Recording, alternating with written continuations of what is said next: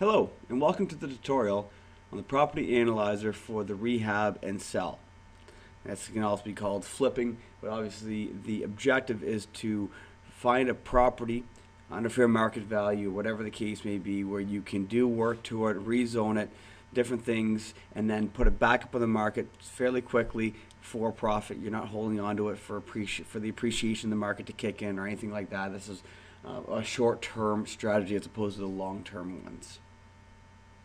Now, I did want to mention, I'm not going to be showing anything in here in regards to an exact property. Numbers that are in here probably won't make any sense.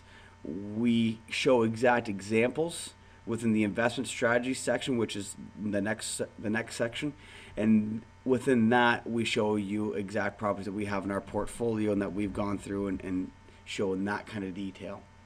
Now I might skip through things somewhat quickly within this tutorial. I've gone over everything in great detail within the other two property analyzers, the buy and hold, as well as the rehab and refinance.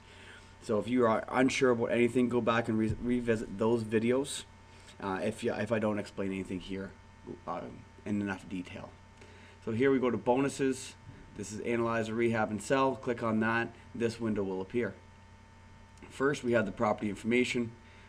Street address, city, purchase price, abatement of the purchase price.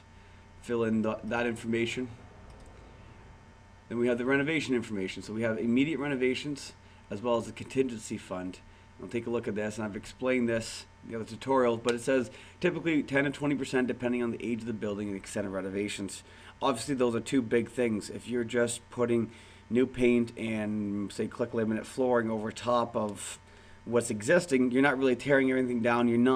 There's no can of worms that you can possibly open, so you're going to have a lot less percentage of a contingency fund if you're doing less work.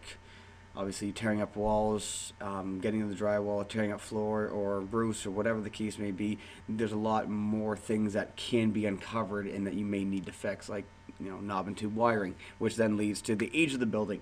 Depending on how old it is, can affect what this contingency fund is going to be depending on those two things. So make sure that you are conservative. I've stressed that in all of the tutorials.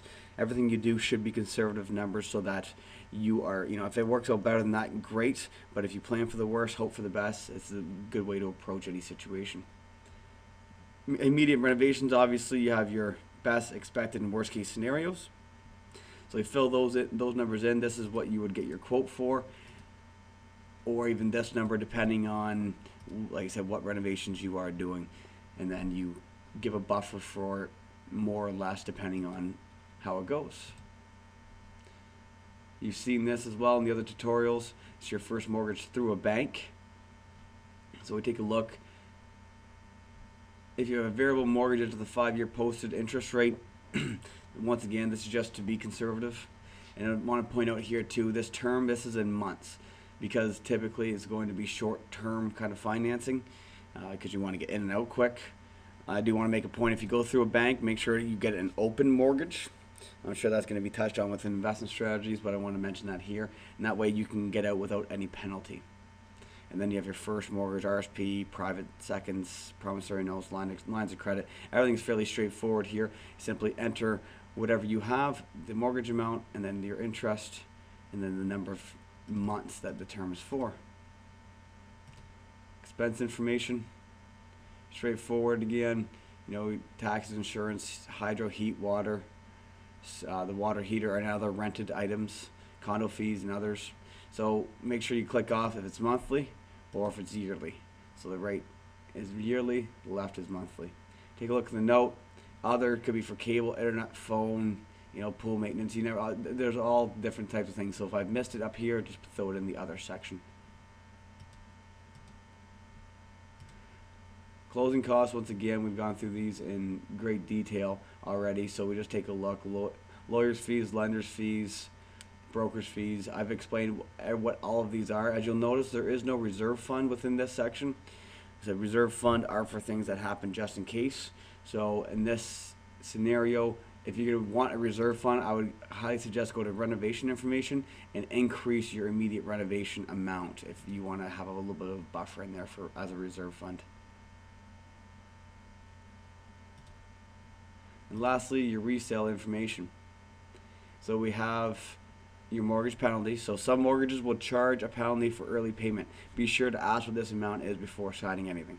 So sometimes you might not be able to get around not having a penalty to get out of your mortgage. If you get a private first mortgage for 1 year, he's probably going to sit there and negotiate and say, well, I want to get 12 months worth of interest, so if you get out early, I'm going to take a penalty. So as you can see, for best case, expected case, and worst case scenarios, your best case scenario might be done in 8 months, expected 10 months, and worst case is a year. Well, in that case, you'd have the highest penalty here, then a lower penalty, then a zero penalty, because that's going to take 12 months to get out of it. So it all depends on what your penalty or what your mortgage is like. Just ask those questions before you get into the mortgage, and make sure you run the numbers accordingly. Because it doesn't matter how much you pay out; if the payoff is still good enough in the end, it really doesn't matter what all these expenses are. Then we have expected months from purchase to sale. So once again, this is from the time you actually purchase the property to the time it sells. So not that you put up on MLS, you get an accepted offer, and then you still have to wait a month for it to close. Well, factor those things in. Yes, it might only stay on the market for 2 to 3 weeks or a month. And some people say, okay, well, that's when it sold. Well, no. Once you actually get paid out and the deed gets transferred to somebody else, that's when you're going to want to make that timeline for what your sales price is. The note says this is what you expect to sell the property for after renovations. Pretty straightforward. Once again, be conservative, get your good comparables, make sure you know what you're doing. I know it's touched on within the investment strategy section, but it's always important to really push that mortgage broker or your real estate agent, because he's going to be buying this property with you and selling it with you. So make sure that you're not getting into a property that he's just trying to sell to you, right? Like, you make sure they know you're building something long term here, and if you're not going to buy this property, you'll buy another one. So let's make sure that the numbers are right, they're conservative, we're not stretching anything basically. And of course, your real estate commissions. If you're buying and selling with the same guy, woman, then you're going to want to negotiate a better deal, obviously. So try to negotiate it out front. If you're going to buy this property and then sell the property with them, then real estate commissions on the way out. Sure, they can give them the full amount now, but on the way out, maybe try to drop hers down from 2.5 to say 2 or 1.5. So you'll be able to figure that out. And then of course your lawyer's fees to close on the property. So lawyer's fees are always going to be less on the way out than it is on the way in, because you don't have to register a mortgage and all that kind of stuff. Then when we're done, we click save, and it will take us to the next window. Okay, so as you can see here, there's only one drop down. So we take a look at this, and this is very similar as to what you would see within the rehab and refinance sheet. So it breaks it down what your purchase price is, how much your renovation costs are going to be, and this will include your contingency fund. Then, so this is obviously an expense out of pocket, what the purchase price is. Then you spend money on the renovations. And that's why all these numbers are in red, because they're all negative. It takes money out of your pocket. Pay the land transfer tax, as you can see, is all the same across the board. And then same with any other closing costs from the purchase, which should be the same, because it doesn't really matter how long the renovations are for. Closing costs are closing costs. Then we have the mortgage payments all tallied up here. As you can see, they get more and more as you go along, because your best case scenario, you're taking the smallest amount of time to get in and out of the property, and as time goes on, the expenses get more and more. And of course, we have the holding costs, so utilities, your property taxes, and your insurance. We add those in.